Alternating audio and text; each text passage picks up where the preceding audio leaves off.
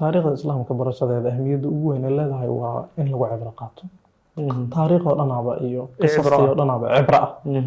waxaa weeye ilaahay subxaanahu watacaala cibar uu ka dhigay waxyaabihii soo maray inaan macnaha wax ku barano oo aan wax ka qaadano midda ugu weyn oo ugu muhiimsan waxaa weeye dadka maanta waa tegeen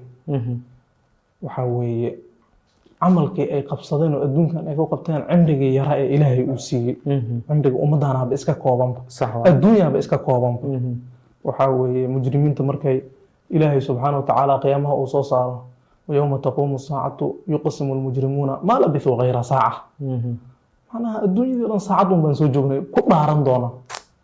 معناها الدنيا waxa iska noqonaysa lixdankii sano 70kii sano 100kii sano iska dheere waxa iska noqonayaan wax yar aakhir markii loo fiiriyo xisaabtii hadayaan ku keenay waxa la yiraahdaa